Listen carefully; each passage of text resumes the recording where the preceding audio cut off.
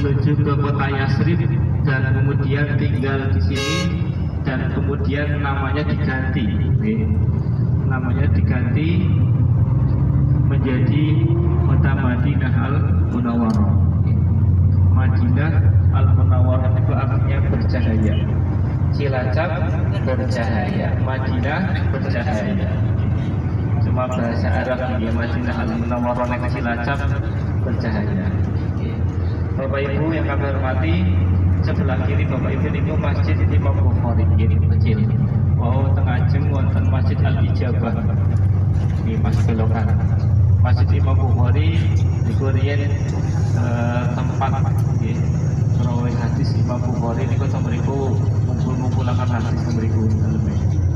Terus kemudian Bapak Ibu, kita rute pertama ini tidak ke Masjid Kuba dulu, tapi insya Allah tidak mengurangi nilai ibadah Bapak Ibu pun wudhu yang harusnya tujuannya langsung ke Masjid Kuba, ini ke Jabal Uhud dulu. Bapak Ibu sekarang akan menuju ke Jabal Uhud untuk titik pertama lokasi kita hari ini, yaitu ziarah ke makam para syuhada Uhud. Bapak Ibu yang kami hormati, ngantuk boten? Boten nggih, kok ngantuk. Bar sarapan biasanya ngantuk.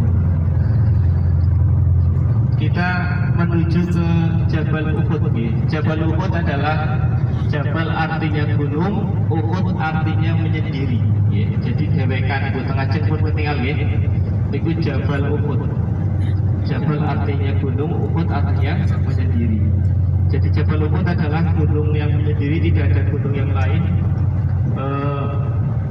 Jabal Uhud ini lebarnya sekitar 100 meter, panjangnya sekitar 7 kilo. Jabal Uhud. Di Jabal Uhud termasuk salah satu tempat yang bersejarah yang kita kenal dulu ada namanya perang Uhud. Nanti bilang betul Bapak Ibu. Kira ini perang Uhud ya.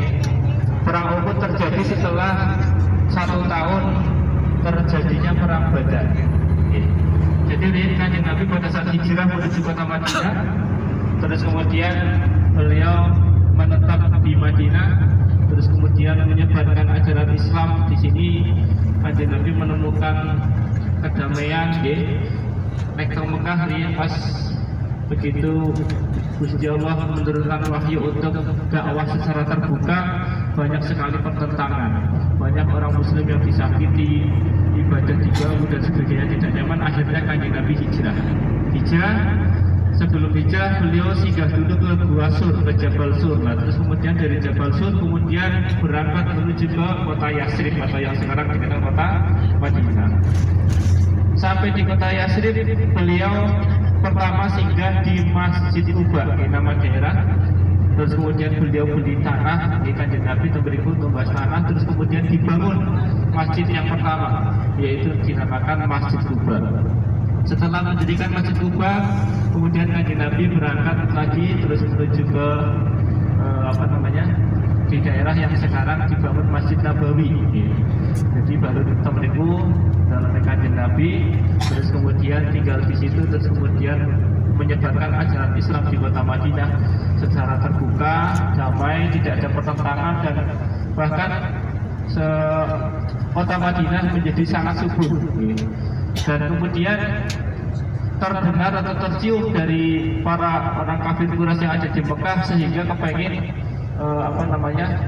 menyerang kota Madinah, karena dulu kota Mekah adalah salah satunya kota yang luar biasa, pusat perdagangan, pusat apapun. Nah, sekarang muncul Madinah menjadi daya saing kota Mekah waktu itu yang Kanjeng Nabi tinggal di Madinah, sehingga dulu kafir Quraisy datang ke Madinah yang dipimpin oleh Abu Sufyan. Terus kemudian terjadilah perang Badar di daerah Badar, yang konon ceritanya pada saat itu adalah perang Badar adalah satu-satunya perang yang dibantu langsung oleh malaikat-malaikat Allah. Al-Wafi riwayatin dibantu oleh 1000 malaikat, karena pasukan muslim saat itu hanya 313 melawan 1000 lebih dari kafir Quraisy. Nah, itu kira-kira 300 melawan 1000, kira-kira lebih kan secara tenaga ya. Nah, itu karena waktu itu perang Badar posisi kaum muslimin dengan jumlah yang sangat sedikit. Terus kemudian Kanjeng Nabi berdoa, ya Allah, kalau sampai umatmu ini semua meninggal, maka tidak akan lagi ada orang yang menyebarkan ajaran Allah. Maka kemudian Gusti Allah menurunkan malaikat, ada 1000 malaikat yang kemudian membantu perang Badar sehingga umat muslim memenangkan perang Badar. Ya, terus kemudian setelah perang Badar terjadi 1 tahun kemudian, kaum kafir Quraisy balas dendam, ya, balas dendam karena perang Badar kalah, kaum kafir Quraisy balas dendam. Terus kemudian tercium oleh mata-mata kaum muslimin sehingga dulu yang rencananya perang Badar, perang yang kedua ini kaum kafir Quraisy itu mau menyerang di kota Madinah, sehingga kemudian ditetapkan oleh kaum muslimin mending jangan menunggu di Madinah, tapi kita cegat saja di Jabal Uhud. Makanya kemudian terjadi perang Uhud. Bapak Ibu, di depan sebelah kanan ini ada namanya Jabal Rumat. Jabal Rumat adalah gunung pemanah. Nah, dulu dengan pasukan kaum muslimin yang berjumlah kurang lebih 1000, terus kemudian ada pengkhianat sehingga yang berangkat menuju ke Jabal Uhud berjumlah sekitar 700 melawan 10.000 pasukan musyrikin. Nah, mereka ditunjuk ada 50 pemanah, ya. 50 pemanah yang di atas Jabal Rumat yang kemudian membuat strategi bertahan menyerang kafir Quraisy, sehingga kafir Quraisy pada saat itu hampir saja kita menang. Tapi karena kecerobohan para pemanah, buatan kita akan pesan Kanjeng Nabi. Kanjeng Nabi pesan, pokoknya kalau kondisi apapun para pemanah mau menang mau kalah, mohon jangan turun dari atas bukit pemanah ini. Nah, terus kemudian setelah kaum kafir Quraisy diserang terus kemudian sudah banyak sekali yang meninggal dan hampir menang, gitu. Terus kemudian kafir Quraisy sudah lari terbirit-birit. Terus kemudian barang ghanimah atau jarahan, gitu, barang-barang ditinggalkan sehingga memicu kaum muslimin kepengen mengambil harta rampasan perang lah.